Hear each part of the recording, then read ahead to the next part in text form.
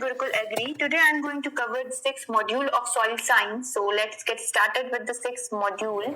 और sixth module के अंदर आज हम क्या डिस्कस करने वाले हैं? आज हम डिस्कस करने वाले हैं about the groundwater quality of various states of India. Before starting to a groundwater table of different state will know what is groundwater.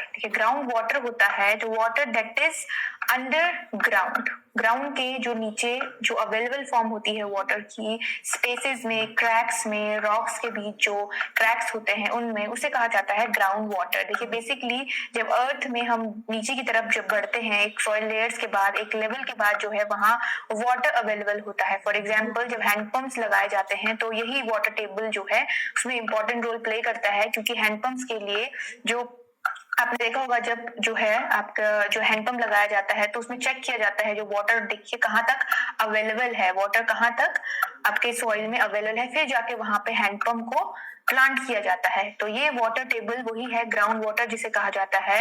ये जो है मेंटेन रहना बहुत ही इंपॉर्टेंट होता है किसी भी सॉइल के लिए. जब जहाँ पे जो वाटर टेबल होता है वो इंपॉर्टेंट रोल प्ले करता है वाटर रिसोर्सेज के लिए, किसी भी एरिया के लिए. इसीलिए कहा जाता है कि वाटर टेबल का डिप्लीशन नहीं होना चाहिए, वाटर टेबल जो है आपका मेंटेन रहना चाहिए, उसमें जो वाटर है वो पोल्यूट नहीं होना चाहिए. तो दैट इज वेरी इंपॉर्टेंट. तो वो होता है आपका ग्राउंड वाटर. अब देखिए ग्राउंड वाटर जो है आपका ये स्टोर जो होता है आपके जियोग्राफिकल जो फॉर्मेशंस होती हैं सॉइल की, जो रॉक्स की, उसके अकॉर्डिंग होता है. मतलब डिफरेंट डिफरेंट टाइम पे आपने देखा होगा जियोग्राफिकल जो चेंजेस जो हैं वो होते रहते हैं. तो वाटर टेबल भी जो है नेचुरली मेंटेन होता रहता है या नेचुरली जो है उसके फॉर्मेशंस होते रहते हैं. तो उसमें कोई मैन्युफैक्चरिंग या अदर जो चीजें हैं वो ऐड करके जो है वो नहीं किया जाता. वाटर टेबल एक नेचुरल प्रोसेस है, एक नेचुरल फिनोमिना से जो है वाटर टेबल आपके मेंटेन होते हैं, बनते हैं. लेकिन जो ज्यादा डिप्लीशन जो हो रहा है, बहुत ज्यादा जो रिसोर्सेस का जो एक्सट्रीम यूज हो रहा है, उसके कारण जो है वाटर टेबल जो है वो डिप्लीट होते जा रहे हैं. ठीक है, तो ये था आपका ग्राउंड वाटर. अब देखिए ग्राउंड वाटर क्वालिटी की बात करते हैं कि कौन से इंडिया में कौन कौन से स्टेट हैं जहाँ पे जो ग्राउंड वाटर है किस तरह से यूटिलाइज किया जाता है, किस तरह से जो क्वालिटी है वो पुअर क्वालिटी कौन से स्टेट्स में जो है वो यूज होती है ग्राउंड वाटर की, या जो ग्राउंड वाटर है वो जहाँ पे वहाँ पे सॉल्ट्स कौन से एरियाज में जो है वो पाया जाता है. तो देखिए सबसे पहले बात करते हैं उन स्टेट की जहाँ पे जो है ग्राउंड वाटर यूटिलाइजेबल है. यूटिलाइजेबल है सबसे ज्यादा. तो देखिए सबसे ज्यादा यूटिलाइजेबल ग्राउंड वाटर है आपका यूपी में. यूपी में सबसे ज्यादा ग्राउंड वाटर जो है वो यूटिलाइजेबल है. और उसके बाद आपका यूपी के बाद आपका कहाँ पे है, यूपी के बाद आपका है तमिलनाडु में. ठीक है, तमिलनाडु के बाद गुजरात में. तो ये तीन स्टेट जो है आपको जो टॉप में है, UP, then Tamil Nadu and then Gujarat. ये तीन स्टेट जो है आपको याद रखने हैं जहाँ पे सबसे ज्यादा जो ग्राउंड वाटर है दैट इज यूटिलाइजेबल. यूटिलाइजेबल मतलब कि उसको एज अ रिसोर्स जो है यूज किया जा सकता है, यूटिलाइज किया जा सकता है, किया जा सकता है, वाटर के रिसोर्सेस के रूप में जो है उसे यूज किया जा सकता है. नेक्स्ट बात करते हैं जो पुअर क्वालिटी वाटर है, जहाँ पे पुअर क्वालिटी ऑफ वाटर जो है आपके ग्राउंड वाटर में, वो कौन से स्टेट्स पे.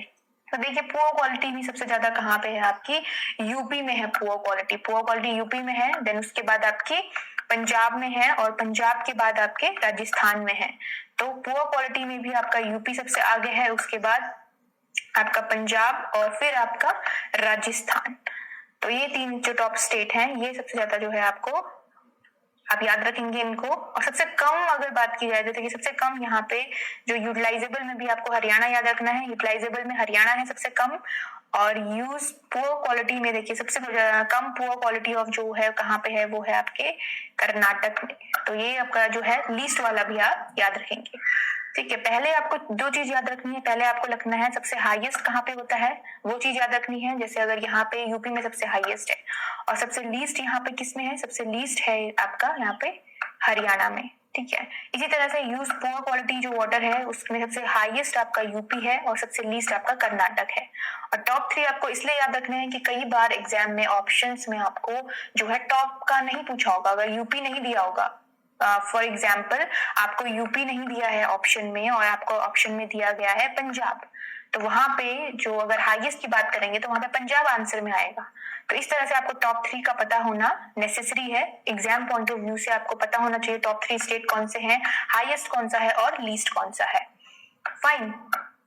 देखिए अब नेक्स्ट बात करते हैं एरिया अंडर लेन बाय सलाइन ग्राउंड वाटर.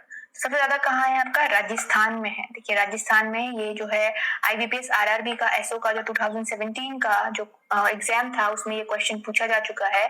तो ये जो है आपका इम्पोर्टेंट है, क्योंकि जो क्वेश्चंस आपके किसी भी एग्रीकल्चर एग्जाम्स में पूछे जाते हैं बैंक के रिलेटेड, चाहे वो RRB एसओ हो या IBPS AFO हो, वो क्वेश्चन जो है रिलेट करते हैं आपके नेक्स्ट जो एग्जाम होता है उसमें, उसके रिगार्डिंग क्वेश्चन। वो डायरेक्ट क्वेश्चन आपको नहीं पूछा जाएगा, बट उसी के आसपास का या उसी से रिलेटेड कोई क्वेश्चन पूछने की पॉसिबिलिटी जो है वो होती है। तो जो एग्जाम में क्वेश्चन आए हुए होते हैं वो बहुत ही ज्यादा इंपॉर्टेंट होते हैं। तो देखिए राजस्थान में सबसे ज्यादा जो है आपका सलाइन ग्राउंड वाटर है राजस्थान में। उसके बाद है आपका गुजरात में, देखिए गुजरात में, और गुजरात के बाद आपका नंबर आता है, गुजरात के बाद आएगा आपका हरियाणा में। ठीक है, तो इस तरह से जो है आप ये टॉप 3 स्टेट्स को जो सलाइन ग्राउंड वाटर जहाँ पे अवेलेबल है, जहाँ पे पाया जाता है, वो याद रखेंगे। First one is Rajasthan, then आपका राजस्थान के बाद गुजरात और फिर हरियाणा। ठीक है, और लीस्ट है आपका यूपी में। तो हाईएस्ट है राजस्थान और लीस्ट है यूपी। तो highest, least and top 3 states, ये जो 3 इंपॉर्टेंट चीजें हैं ये आप याद रखेंगे about the ground water quality in various states of India.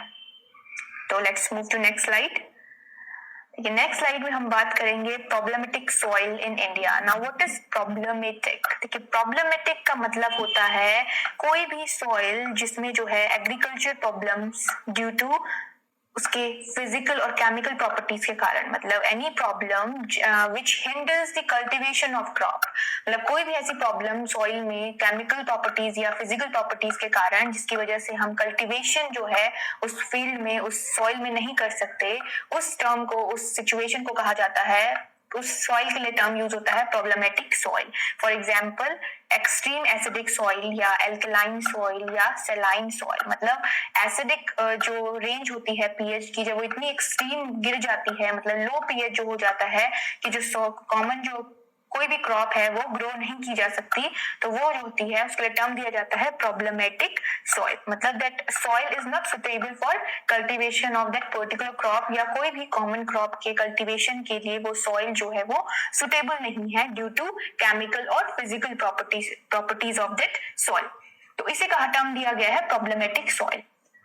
ठीक है, तो देखिए प्रॉब्लमेटिक सॉइल में सबसे पहले बात करेंगे एसिडिक सॉइल प्रॉब्लम की। तो देखिए वेरियस स्टेट्स में टॉप 3 जो स्टेट है, देखिए आपका केरला, छत्तीसगढ़ और असम, ये जो है एसिडिक सॉइल यहाँ पे पाई जाती है आपके केरला में। तो इसे आप याद रखेंगे KCA, केरला, छत्तीसगढ़ और असम।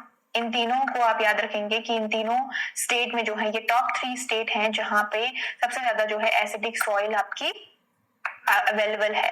और अगर परसेंटेज के अकॉर्डिंग आपसे बात की जाए तो परसेंटेज के अकॉर्डिंग असम में सबसे ज्यादा जो है एसिडिक सॉइल पाई जाती है अकॉर्डिंग टू परसेंटेज। ठीक है, बहुत सारी बुक्स में आप देखेंगे वेस्ट बंगाल लिखा होगा कि सबसे ज्यादा एसिडिक सॉइल वेस्ट बंगाल में पाई जाती है, लेकिन नहीं, according to new data Kerala में सबसे ज्यादा जो है एसिडिक सॉइल पाई जाती है। तो कंफ्यूज मत होइएगा, न्यू अपडेटेड डेटा के अकॉर्डिंग केरला सबसे आगे है एसिडिक सॉइल में, वेस्ट बंगाल ओल्ड डेटा के अकॉर्डिंग है। ओल्ड डेटा आपके लिए इंपॉर्टेंट नहीं है, न्यू डेटा आपके लिए इंपॉर्टेंट है। इस तरह के क्वेश्चन जो होते हैं वो न्यू डेटा से पूछे जाते हैं, क्योंकि जो चेंज डेटा होते हैं कॉमनली क्वेश्चन उन्हीं से रेज होते हैं। तो देखिए जो एसिडिक सॉइल होती है वो मोस्टली हिली एरियाज में होती है। क्यों हिली एरियाज में होती है? क्योंकि वहां पे रेन के कारण, हिली एरियाज में जो है फील्ड एरिया के अकॉर्डिंग ज्यादा रेनफॉल वहां पे होता है। तो रेनफॉल होने के कारण जो न्यूट्रिएंट्स होते हैं उससे लीच डाउन हो जाते हैं सॉइल से, और जो एल्यूमिनियम और आयरन जो न्यूट्रिएंट्स होते हैं वो जो है आपके सॉइल में रह जाते हैं, जिसके कारण जो है एसिडिटी जो है वो इंक्रीज हो जाती है सॉइल की, और इसीलिए जो है soil most of the hilly areas में सॉइल जो है वो एसिडिक होती है। ये क्वेश्चन 2016 का जो AFO का एग्जाम हुआ था उस एग्जाम में पूछा गया था कि एसिडिक सॉइल जो है वो किन एरियाज में ज्यादा होती है, मतलब मैदानी क्षेत्रों में होती है या हिली एरियाज में होती है। तो ये क्वेश्चन पूछा जा चुका है। तो ये सॉइल जो टॉपिक है वो बहुत ही इंपॉर्टेंट टॉपिक है, इसके रिगार्डिंग क्वेश्चन जो है वो कॉन्टिन्यूसली पूछे जाते हैं। तो ये आपको बहुत ही ध्यान से पढ़ना है। इस सॉइल का एक एक टर्म, एक एक वर्ड जो है वो इंपॉर्टेंट है। कुछ भी आपको पूछा जा सकता है, आपको पूछा जा सकता है लीचिंग क्या होती है, ये भी आपको पूछा जा सकता है एग्जाम में, जो है एग्जामिनर किसी भी वे में इसे मोल्ड करके आपको पूछ सकता है। देखिए जो प्रॉब्लमेटिक सॉइल है इंडिया में, ये हर साल जो है अराउंड 4 लाख हेक्टेयर की रेट से जो है ये इंक्रीज हो रही है। और अभी तक अगर 2010 का जो रिसेंट डेटा है उसके अकॉर्डिंग 243 लाख हेक्टेयर तक का प्रॉब्लमेटिक सॉइल जो है वो इंडिया में है, 243 लाख तक का, जिसमें से आपका अगर एल्कलाइन सॉइल की बात की जाए तो 37 लाख हेक्टेयर जो है एल्कलाइन सॉइल है, और 27 lakh hectare including coastal saline वो आपके 27 लाख हेक्टेयर है। और आपका अगर बात की जाए एसिडिक सॉइल की तो 179 लाख हेक्टेयर आपकी एसिडिक सॉइल है।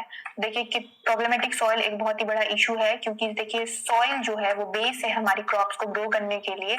अगर सॉइल हेल्दी नहीं होगी तो आपकी क्रॉप जो है वो ग्रो नहीं कर पाएंगी। तो ये सारे जो हैं आपके एसिडिक सॉइल के पॉइंट्स हैं जो इम्पोर्टेंट है। अब देखिए जो एसिडिक सॉइल होती है, देखिए मैंने आपको बताया लीच्ड हो जाती है, और पुअर इन फर्टिलिटी होती है, जो वाटर होल्डिंग कैपेसिटी होती है एसिडिक सॉइल की इट इज वेरी लो, बहुत ही लो वाटर होल्डिंग कैपेसिटी होती है, पुअर वाटर होल्डिंग कैपेसिटी होती है आपके एसिडिक सॉइल की। अब देखिए जो एसिडिक सॉइल होती है वो मैंने आपको बताया कि हिली रीजन में जो है वो कॉमनली पाई जाती है। तो देखिए कुछ स्टेट्स ऐसे हैं जैसे आपका गुजरात हो गया, पंजाब हो गया, राजस्थान हो गया, यूपी हो गया, यहाँ पे एसिडिक सॉइल जो है वो एग्जिस्ट नहीं करती है, क्योंकि यहाँ पे इतना रेनफॉल नहीं है, कि जो रेनफॉल का अमाउंट है वो यहाँ पे उतना नहीं है जितना जो है हिली एरियाज में होता है। तो देखिए यहाँ पे अगर आपको पता है कि एसिडिक सॉइल कौन कौन से एरिया में एग्जिस्ट नहीं करती है, लाइक मैंने आपको बताया यूपी में एग्जिस्ट नहीं करती, पंजाब में एग्जिस्ट नहीं करती, गुजरात में एग्जिस्ट नहीं करती है, और राजस्थान में भी एग्जिस्ट नहीं करती है। तो यहाँ पे अगर क्वेश्चन आपको आता है एसिडिक सॉइल के रिगार्डिंग तो आपको एटलीस्ट ये चीजें माइंड में रहेंगी कि यूपी में नहीं होती है तो आप इसको एलिमिनेट कर सकते हैं, क्योंकि कई बार अगर आप कंफ्यूज हो रहे हैं एग्जाम में तो आप एलिमिनेशन मेथड जो है ऑप्ट कर सकते हैं।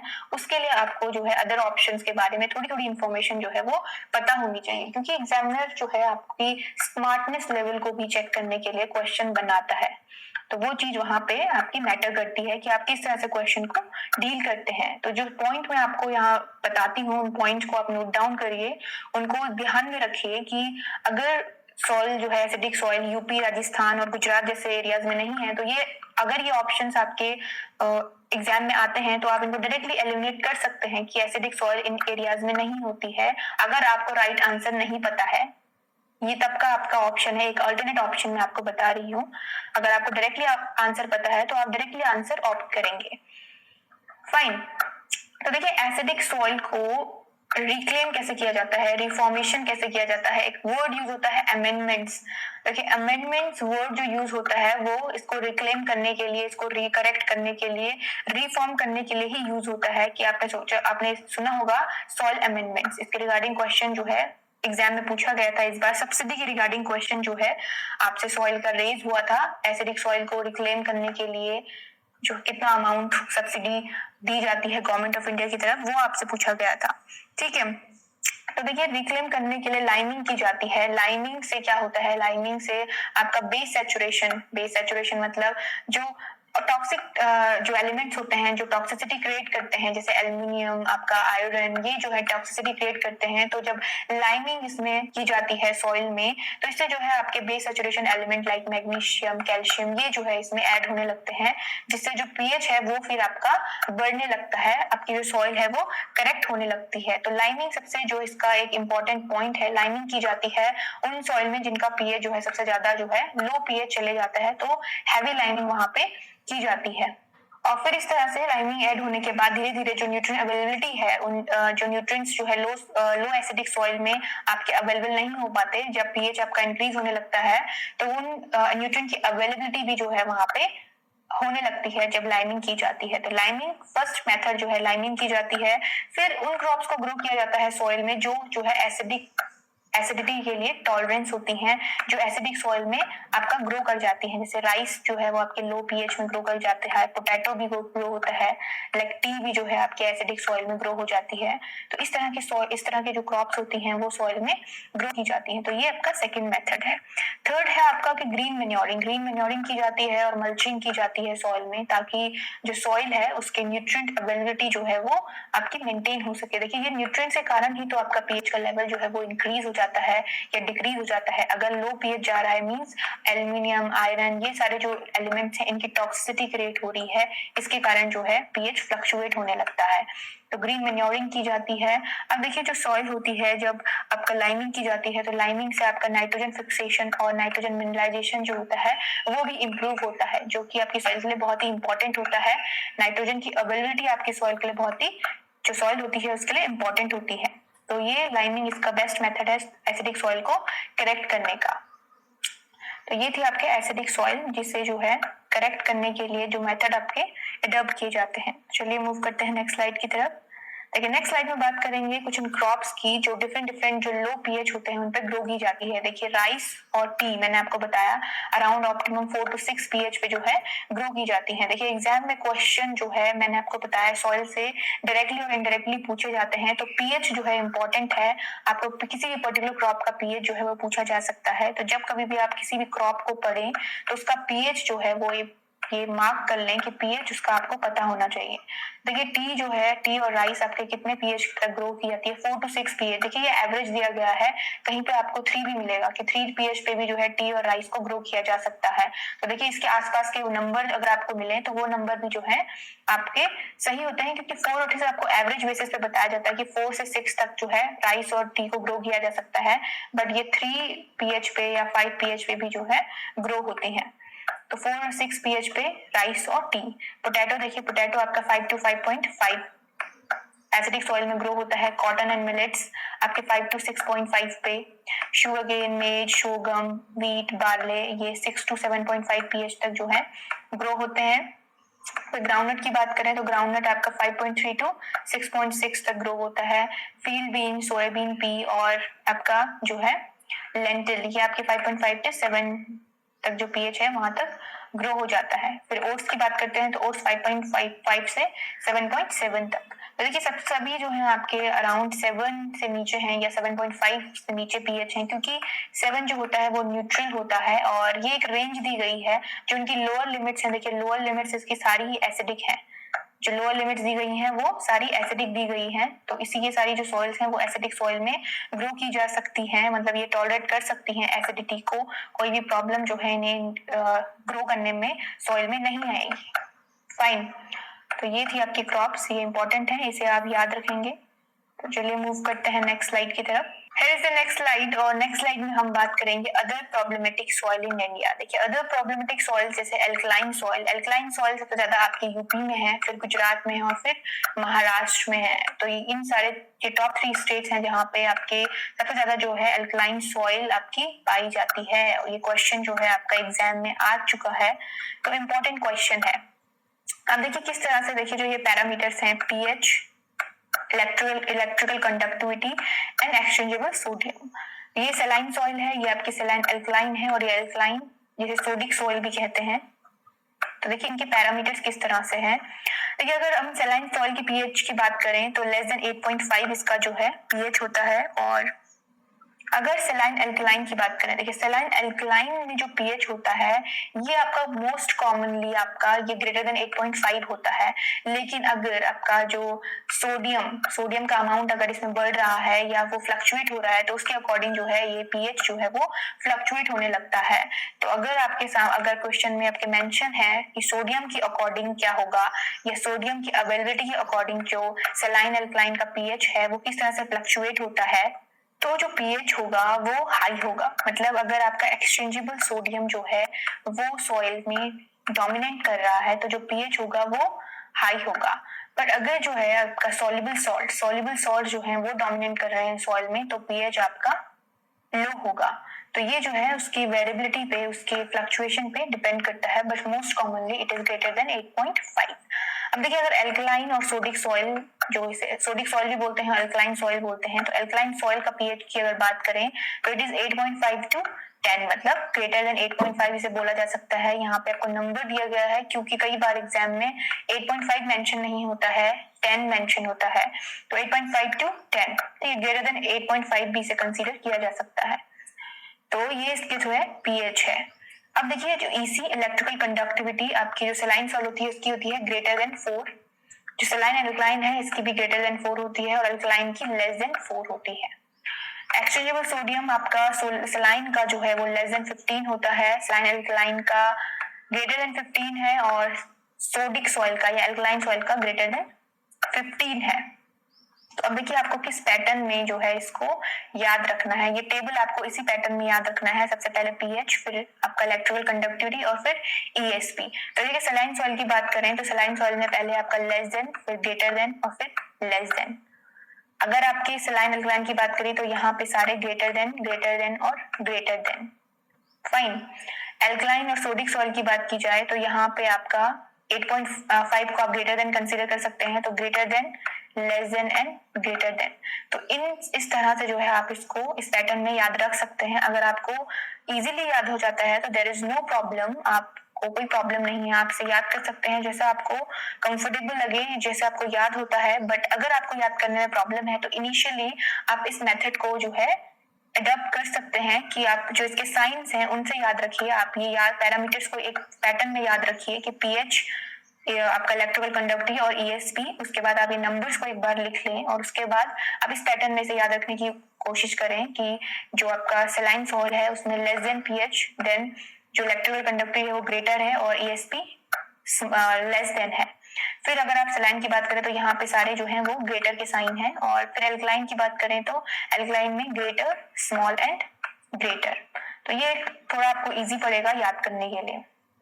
तो ये थी आपकी अदर जो एल्कलाइन सॉइल है उसके बारे में। देखिए एल्कलाइन सॉइल की अगर बात करें तो एल्कलाइन सॉइल आपके जो यूपी, गुजरात, महाराष्ट्र में पाई जाती है। जैसे मैंने आपको एसिडिक सॉइल बताया कि हिली रीजन में मोस्टली पाई जाती है, तो उसी तरह से जो एल्कलाइन सॉइल है वो हिली रीजन में जो है नहीं पाई जाती। हिली रीजन जैसे नॉर्थ ईस्टर्न स्टेट है इंडिया के, मणिपुर, मेघालय, आपके असम हो गया, आपका ये अरुणाचल प्रदेश, सिक्किम, इन सारे स्टेट्स में जो है ये हिली एरियाज हैं, नॉर्थ ईस्टर्न स्टेट जो हैं, यहाँ पे अल्कलाइन सॉइल आपकी नहीं पाई जाती है। और कुछ अदर स्टेट हैं जैसे आपका हो गया एचपी, जेएनके, उत्तराखंड, केरला, गोवा, कर्नाटक, यहाँ पे भी जो है अल्कलाइन सॉइल आपकी नहीं पाई जाती है। इन स्टेट में भी मोस्टली आपकी अल्कलाइन सॉइल नहीं पाई जाती। तो ये थी आपकी एल्कलाइन सॉइल। तो चलिए मूव करते हैं नेक्स्ट स्लाइड की तरफ। देखिए नेक्स्ट स्लाइड में बात करेंगे रिक्लेमेशन की। देखिए रिक्लेमेशन मतलब करेक्ट कैसे किया जाता है एल्कलाइन सॉइल को, या अमेंड कैसे किया जाता है, अमेंडमेंट्स कैसे किए जाते हैं। ठीक है, बेसिकली अमेंडमेंट्स का मतलब होता है करेक्शन। तो उसमें जो है आपके डिफरेंट मेथड जो है यूज किए जाते हैं। तो सबसे पहला मेथड है कि जो क्रॉप्स होती हैं उनको ग्रो किया जाता है। तो चॉइस ऑफ क्रॉप्स क्या होनी चाहिए आपके अल्कलाइन सॉइल में। जब अल्कलाइन सॉइल को रिक्लेम किया जाता है तो कौन सी जो क्रॉप्स हैं उनको यूज करना चाहिए, कौन सी जो क्रॉप्स हैं उनको चूज करना चाहिए। तो देखिए सबसे पहले अगर ईएसपी सॉइल का 60 to 70 है तो राइस जो है आपकी इजीली यहाँ पे ग्रो की जा सकती है। अगर आपका जो ईएसपी है तो इसी तरह से अगर 50 to 60 है ईएसपी तो बीट्स और बार्ले, सीजबेनिया जैसी जो क्रॉप्स हैं उनको ग्रो किया जा सकता है। देखिए 30 to 50 है तो oats, mustard, cotton, wheat, tomatoes, इन सारी क्रॉप्स को जो है सॉइल में ग्रो किया जा सकता है अगर ईएसपी 30 to 50 है। ईएसपी मतलब एक्सचेंजेबल सोडियम। इसी तरह 25 to 30 है तो लिनसीड, गार्लिक और क्लस्टर बीन को ग्रो किया जा सकता है। 20 to 25 है तो clover, groundnut, cowpea, pearl millet, ये सारी क्रॉप्स जो है सॉइल में ग्रो की जा सकती हैं। देखिए 16 to 20 है तो चिकपी और सोयाबीन को ग्रो किया जा सकता है। लेग्यूम्स क्रॉप को ग्रो किया जा सकता है, बेसिकली चिकपी और सोयाबीन को, मतलब लेग्यूम क्रॉप में से चिकपी और सोयाबीन। अगर 10 to 15 है तो आपका safflower, black gram, peas, lentil, pigeon pea, ये सारी क्रॉप जो हैं ग्रो की जा सकती हैं। और 2 to 10 है ईएसपी तो deciduous fruits, nuts, citrus, avocado, इन सारी क्रॉप्स को ग्रो किया जा सकता है। देखिए सिट्रस क्रॉप्स जो होती हैं वो बेसिकली सेंसिटिव होती हैं, तो वो इतना जो 2 to 10 जो ईएसपी होता है it is actually normal ESP, तो इतने ईएसपी पे जो है सिट्रस क्रॉप को ग्रो किया जा सकता है। ठीक है। तो देखिए जिस तरह से जो ईएसपी का जो अमाउंट है, जो ईएसपी के नंबर्स हैं वो जिस तरह से जो घटते जा रहे हैं, इसका मतलब जो कम कम नंबर पे जो क्रॉप्स हो रही हैं अराउंड देखिए 10 to 15 पे, जो 10 से और ये जो दो कॉलम है आपके, ये मोस्टली जो है आपकी सेंसिटिव क्रॉप्स या जो लो टॉलरेंस इनकी बोल सकते हैं, लो टॉलरेंस इनकी है। जो हाई ईएसपी पे ग्रो हो रही है मतलब इनकी हाई टॉलरेंस है उस सॉइल में ग्रो होने की, जिनमें जो ईएसपी है अराउंड 60 to 70 भी है। ठीक है, तो 10 to 15 तक का जो है ये नॉर्मल जो है आपका, इनमें जो है जो क्रॉप ग्रो की जा सकती है वो बेसिकली जो है लो एएसपी पे ग्रो हो रही है, मतलब इनकी जो टॉलरेंस है उतनी ज्यादा नहीं है। ठीक है, 10 रेंज तक जो ग्रो हो रही है, 2 to 10 या 10 तक, अप टू 10 तक, 10 to 15 फिर भी जो है हाई चले जाता है कुछ सेंसिटिव क्रॉप्स के लिए। फाइन, चलिए मूव करते हैं नेक्स्ट स्लाइड की तरफ। देखिए नेक्स्ट स्लाइड में बात करते हैं कुछ फ्रूट क्रॉप्स की जो कि आपके सोडिसिटी को टॉलरेट कर लेती हैं, मतलब एल्कैलिनिटी को टॉलरेट कर लेती हैं। अगर देखिए एएसपी आपका 40 to 50 है तो हाई टॉलरेंस इसे कही जाएगी, और ये आपके बेर, टैमरिंड, सपोटा, वुड एप्पल, देखिए ये वुड एप्पल है, एप्पल नहीं है, तो यहाँ पे आप कंफ्यूज मत होइएगा, वुड एप्पल अलग प्लांट है। तो वुड एप्पल और डेट पाम, वुड एप्पल और डेट पाम ये आपके हाई टॉलरेंट क्रॉप है जो एल्कलिनिटी को टॉलरेट कर सकती हैं अराउंड 40 to 50 एक्सचेंजेबल सोडियम में भी। फिर पॉमग्रेनेट की बात करते हैं तो पॉमग्रेनेट आपका 30 to 40 ईएसपी पे आपका मीडियम टॉलरेंस शो करता है, मीडियम टॉलरेंस। गवावा, लेमन और ग्रेप, गवावा, लेमन और ग्रेप जो है आपके लो टॉलरेंस, अराउंड ये सेंसिटिव होती हैं, लो होती हैं 20 to 30 ईएसपी पे। लेमन तो इट इज सेंसिटिव, मतलब काफी लो टॉलरेंस जो है ये आपकी शो करता है, काफी लो, लो मतलब अराउंड सेंसिटिव आप इसे कह सकते हैं कि सेंसिटिव होता है। मैंगो, जैकफ्रूट और बनाना आपका 20 ईएसपी पे ये सेंसिटिव होते हैं ग्रो करने के लिए सोडिसिटी में। तो बेसिकली ये जो हाई टॉलरेंट होती हैं ये प्रेफर की जाती हैं आपकी फ्रूट क्रॉप, जो सोडिसिटी को टॉलरेट कर लेती हैं, उन पे विदस्टैंड हो जाती हैं, और जो मोस्टली एडवर्स क्लाइमेटिक कंडीशन के लिए जो है ये आपकी अडेप्टेबल होती हैं। तो सैलिनिटी को, सोडिसिटी को और एल्कैलिनिटी को ये आपका टॉलरेट कर जाती है। तो ये था आपका tolerance towards sodicity of fruit crops. तो let's move to next slide.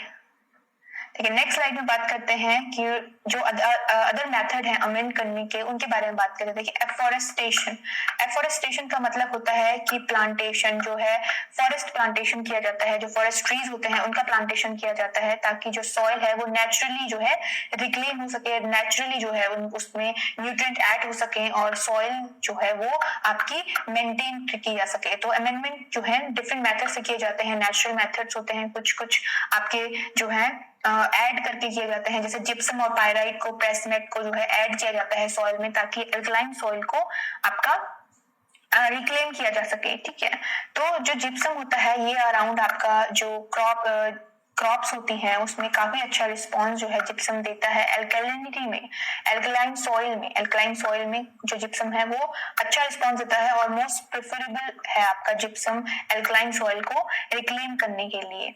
अब देखिए जो एफोरेस्टेशन होती है वो थोड़ा स्लो प्रोसेस होती है, अराउंड उसमें आपके 8 to 9 ईयर्स जो है लग जाते हैं एफोरेस्टेशन में, इसलिए कुछ क्विक मेथड्स को जो है अडॉप्ट किया जाता है, जैसे जिप्सम ऐड करके। प्रेसमेंट जो है शुगर केन से आपका जो है मिलता है प्रेसमेंट, तो प्रेसमेंट यूज किया जाता है, पायराइट यूज किया जाता है, पर मोस्टली आपका जिप्सम यूज किया जाता है। ठीक है, नेक्स्ट देखिए क्रॉपिंग सीक्वेंस यूज किए जाते हैं, जैसे राइस वीट और राइस वीट या राइस बार्ले को यूज किया जाता है, या आपके सिसबेनिया और राइस बर्सीम, इस तरह से जो है ये जो सीक्वेंस होते हैं इन्हें ऐड किया जाता है, क्योंकि कई बार कॉन्टिन्यूसली एक ही क्रॉप को जो है मल्टीपल टाइम में जो ग्रो करने से, मतलब एक क्रॉप को बार बार उसी फील्ड में लगाने से भी जो सॉइल होती है वो आपकी, उसके जो न्यूट्रिएंट होते हैं वो विदर हो जाते हैं। तो इस तरह से जो है आपके अल्टरनेट क्रॉप को लगाया जाता है, लाइक राइस के बाद वीट को या राइस के बाद बार्ले को, तो इस तरह से जो है इनको अल्टरनेशन इनका अडॉप्ट किया जाता है। तो क्रॉप्स ऑफ सीक्वेंस भी एक मेथड है आपकी एल्कलाइन सॉइल को करेक्ट करने का। और कुछ वेराइटीज, जैसे वेराइटीज जो है वो सॉइल सैलिनिटी, अल्कलिनिटी और वाटर लॉक स्ट्रेस कंडीशन के लिए रिलीज की गई है। जैसे राइस की अगर कुछ वेराइटी की बात की जाए तो राइस की जैसे CSR 10 हो गया, CSR 13, ऐसे ही 23, CSR 23, CSR 27, CSR 30। और अगर वीट की वेराइटी की बात करें तो वीट की आपकी KRL 4, KRL 19, ऐसे ही KRL 210। तो KRL जो आपका कोड है आगे का, वो सारी जो है आपकी सॉइल सैलिनिटी और एल्कलिनिटी को टॉलरेट कर लेती हैं वो वैरायटीज। तो इस तरह से जो है अगर सॉइल में बहुत ज्यादा सैलाइन और एल्कलाइन कंडीशंस जो है वो फ्रिक्वेंटली अकर करती रहती हैं, तो इसके लिए जो है वैरायटीज जो है रिलीज होती रहती हैं टाइमली, जो सैलिनिटी को एल्कलिनिटी को बेयर कर लेती हैं, रेजिस्ट कर लेती हैं। तो इस तरह से ग्राम की भी है करनाल चना 1, इंडियन मस्टर्ड की है CSS2। तो इस तरह से जो है डिफरेंट वैरायटीज हैं जो सैलिनिटी को एल्कलिनिटी को अडॉप्ट कर लेती हैं। चलिए ये थी वैरायटीज। नेक्स्ट बात करते हैं loss in productivity due to ESP। देखिए ESP मतलब एक्सचेंजेबल सोडियम के कारण जो प्रोडक्टिविटी में लॉस होता है उसके बारे में बात करते हैं। देखिए अगर जो वर्ड ये ब्लैक सॉइल और एलुवियम सॉइल में जो इंसेप्टिसोल और एल्फिसोल ऑर्डर की जो सॉइल होती है उनके बारे में बात करते हैं। देखिए अगर जो ESP है it is around 5 up to, या अगर जो आपका लॉस है वो 0 to 10% है, तो एलुवियम सॉइल में इसका कोई फर्क नहीं पड़ता है अगर ESP up to 5 है, और अगर ब्लैक सॉइल है तो ब्लैक सॉइल में 0 to 10% इसका लॉस होता है। अगर ESP आपका 5 to 15 है तो जो लॉस है एलुवियम सॉइल में इंसेप्टिसोल या एल्फिसोल ऑर्डर की जो सॉइल है उसमें आपका लेस देन 10% जो है वो प्रोडक्टिविटी में लॉस होता है, और ब्लैक सॉइल में 10 to 25% जो है लॉस होता है।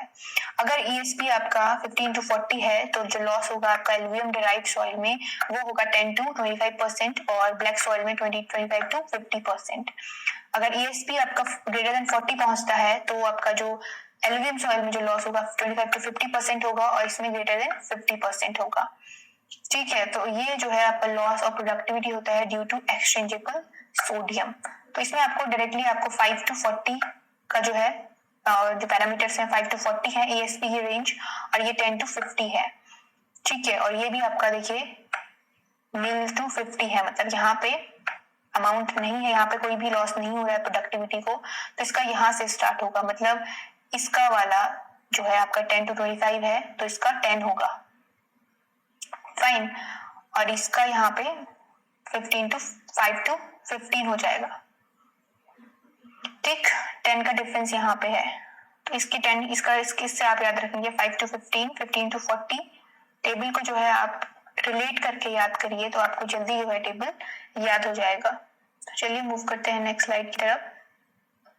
देखिए नेक्स्ट स्लाइड में हम बात करेंगे सलाइन सॉइल की। सलाइन सॉइल जो होती है ये सॉल्ट कंटेंट जो है इसमें ज्यादा होता है, सॉल्ट कंटेंट, और उस सॉइल को कहा जाता है सलाइन सॉइल। और जो प्रोसेस होती है increasing the salt content in the soil उसे कहा जाता है सैलिनाइजेशन। उस टर्म को नाम दिया जाता है सैलिनाइजेशन। तो ये जो है आपकी सलाइन सॉइल है, जो कि देखिए सलाइन सॉइल में आपका जो इलेक्ट्रिकल कंडक्टिविटी होती है वो ग्रेटर देन 4 होती है, और एक्सचेंजेबल सोडियम होता है आपका लेस देन 15, pH होता है less than 8.5। It is 8.5 not 2, 5 है 8.5। तो ये होती है आपकी saline soil. Basically saline soil अगर अब बात की जाए सबसे ज्यादा इंडिया में कहाँ पे है, तो गुजरात में सबसे ज्यादा सलाइन सॉइल है, उसके बाद वेस्ट बंगाल में, और देन महाराष्ट्र में। तो ये टॉप 3 स्टेट है जहाँ पे आपकी जो हाईएस्ट सलाइन सॉइल का जो एरिया है वो आता है, तो गुजरात में सबसे ज्यादा आता है। और टोटल सॉल्ट अफेक्टेड सॉइल की बात की जाए तो सबसे ज्यादा गुजरात में है, फिर यूपी और फिर महाराष्ट्र में। टोटल सॉइल की बात की जा रही है, ठीक है, सॉल्ट अफेक्टेड। और सलाइन, अगर सिर्फ सलाइन सॉइल की बात की जाए तो वो गुजरात, वेस्ट बंगाल और महाराष्ट्र में है। तो ये है आपकी सलाइन सॉइल। अब देखिए सलाइन सॉइल जो है आपकी वो आपकी जो है हिली एरियाज में नहीं पाई जाती, नॉर्थ ईस्टर्न जो एरियाज हैं वहां पे नहीं पाई जाती है। ठीक है, और कुछ एरियाज जैसे आपका HP हो गया, उत्तराखंड हो गया, जम्मू कश्मीर हो गया, पंजाब हो गया, गोवा हो गया, ठीक है, छत्तीसगढ़, झारखंड, यहाँ पे भी जो है आपकी सलाइन सॉइल अवेलेबल नहीं होती है। सलाइन सॉइल मेनली जो है आपका जैसे इंडो गैंगटिक रीजन जो हो गया, बिहार, हरियाणा, राजस्थान, महाराष्ट्र, गुजरात, केरला, तमिलनाडु, यूपी, आपका आंध्र प्रदेश, उड़ीसा, वेस्ट बंगाल, जहां से जो आपकी जो रिवर बॉडीज हैं, जो मेन रिवर बॉडीज हैं इंडिया की, जो इंडो गैंगटिक प्लेन्स को क्रिएट किया है जिन्होंने, उन रिवर्स के आसपास का जो एरिया है वहां पे मोस्टली सलाइन सॉइल जो है वो पाई जाती है। तो देखिए सलाइन सॉइल को रिक्लेम करने के लिए कौन से मेथड जो है वो यूज किए जाते हैं। तो सबसे पहले देखिए सलाइन सॉइल को ड्रेनेज जो मेथड होता है, सब सरफेस और सब सरफेस ड्रेनेज दोनों मेथड को जो है यूज किया जाता है सलाइन सॉइल को करेक्ट करने के लिए, रिक्लेम करने के लिए। सेकंड मेथड जो किया जाता है सुटेबल क्रॉप्स को ग्रो करके, देखिए क्रॉप्स को ग्रो करके जो है वहां पे जो क्रॉप सैलिनिटी को टॉलरेट करती हैं या सैलिनिटी को करेक्ट करने में हेल्पफुल होती हैं, जैसे मैन्योरिंग की जाती है या मल्चिंग की जाती है, तो वो सारी क्रॉप्स को ग्रो किया जाता है जो सॉइल को रिकरेक्ट करने में, सॉइल के न्यूट्रिएंट लेवल को मेंटेन करने में हेल्पफुल होती हैं, तो वो सारी क्रॉप को ग्रो किया जाता है।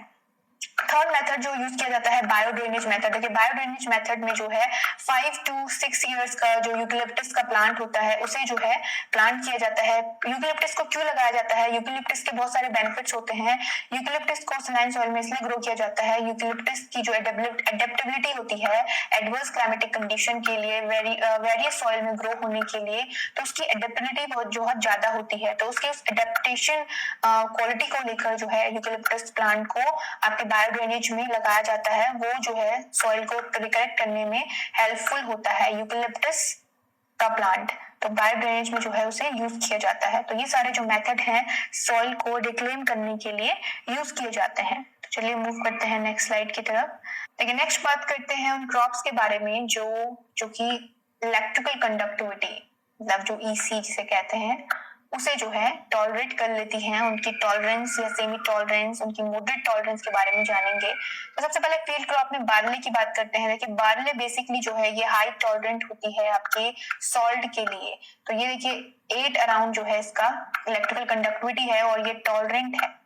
उसी तरह से कॉटन, देखिए कॉटन के रिगार्डिंग जो है क्वेश्चन पूछा जा चुका है एग्जाम में, वहां पे कॉटन था, ऑप्शन में कॉटन दिया गया था, कोई और अदर जो है हाई टॉलरेंट क्रॉप नहीं दी गई थी, तो वहां पे कॉटन था उसका आंसर। ये आपका 2017 के एफओ के एग्जाम में पूछा जा चुका है। तो देखिए कॉटन का 7.7 है इसी, तो ये भी जो है टॉलरेटेबल है। फिर ग्वार की बात करें तो 8.8 है इसका, ये भी जो है टॉलरेट है। फिर राइस की बात करते हैं। देखिए राइस का जो ईसी है वो है आपका 3, तो ये सेमी टॉलरेंस है। सोरगम आपका 6.8 है, तो it is moderately tolerant. Then soybean का 5 है, तो ये मॉडरेटली टॉलरेंट है। फिर आपका शुगर बीट की बात करते हैं। देखिए सेमी का मतलब मॉडरेट ही है, कहीं पे सेमी होता है कहीं पे मॉडरेट होता है। मॉडरेट का मतलब कि एक एवरेज लेवल जो है, एक मीडियम लेवल जो है, इसलिए उसे मॉडरेट कहा जाता है या सेमी कहा जाता है। शुगर बीट जो है आपका हाई टॉलरेंट होता है। शुगर केन भी आपका जो है 1.7 इसी टॉलरेंट है। व्हीट आपका 6 थ्रेशोल्ड लेवल है इसका और ये मॉडरेटली टॉलरेंट है। देन वेजिटेबल की बात की जाए तो कैबेज आपकी सेमी टॉलरेंट है। कैरेट आपका जो है सेमी टॉलरेंट है। अनियन विद 1.2 आपका सेमी टॉलरेंट है। देन पोटैटो विद 1.7 आपका सेमी टॉलरेंट है। Then tomato 2.5 it is also semi tolerant. अब अदर क्रॉप में देखिए डेट पाम आपका हाई टॉलरेंट शो करता है किसी भी सॉल्ट के लिए, तो ये आपका टॉलरेंट, इसका जो ईसी है वो 4 ईसी का थ्रेशोल्ड लिमिट है। ग्रेप की जो है आपकी 1.5 है थ्रेशोल्ड लिमिट और ये जो है सेमी टॉलरेंट है। सिट्रस की बात करें तो सिट्रस का आपका जो है सेंसिटिव होता है। सिट्रस 1.7 इसका जो है ईसी का लिमिट है, मतलब थ्रेशोल्ड है इसका 1.7 और सेंसिटिव ये होता है। देखिए थ्रेशोल्ड लेवल का मतलब होता है कि इतने तक जो है वो बेयर कर सकता है। थ्रेशोल्ड लेवल मतलब जब तक जहां तक जो है उसे हार्म नहीं पहुंच सकता। जैसे अगर मैं बोलूं बार्ले का ईसी 8 है, थ्रेशोल्ड सैलिनिटी जो है 8 है, मतलब कि 8 तक जो है उसे कोई भी हार्म नहीं होगा, वो उतने ईसी तक 8 तक ग्रो कर सकता है, उसे कोई भी हार्म नहीं होगा। जैसे अगर सिट्रस की बात करूं तो 1.7 ईसी इसका है। अगर 1.7 से ऊपर ईसी गया तो जो क्रॉप है वो उसको क्या है, हार्म पहुंचने लगेगा। तो ये सेंसिटिव होती है, बेसिकली आपके सेंसिटिव होती है सलाइन सॉइल के लिए। जो सिट्रस होता है वो सेंसिटिव क्रॉप है। फाइन, तो ये था आपका क्रॉप्स के बारे में डिटेल कि कौन सी क्रॉप जो है वो टॉलरेंस शो करती है और कौन सी जो है वो सेमी टॉलरेंट है आपके सैलिनिटी के लिए। ठीक है, और ये इसकी ईसी की लिमिट है कि इलेक्ट्रिकल कंडक्टिविटी कि कितना थ्रेशोल्ड लेवल जो है वो पर्टिकुलर क्रॉप का होता है, ईसी कि कितने लिमिट तक जो है वो ग्रो हो सकती है। तो ये था आपका क्रॉप्स। यहाँ पे जो आपका टॉपिक है, आज का टॉपिक मॉड्यूल 6 सॉइल का कंप्लीट होता है। तो अभी तक हमारे जो है ये 6 मॉड्यूल है। तो चलिए मिलते हैं नेक्स्ट टॉपिक में। Will discuss the next topic very soon.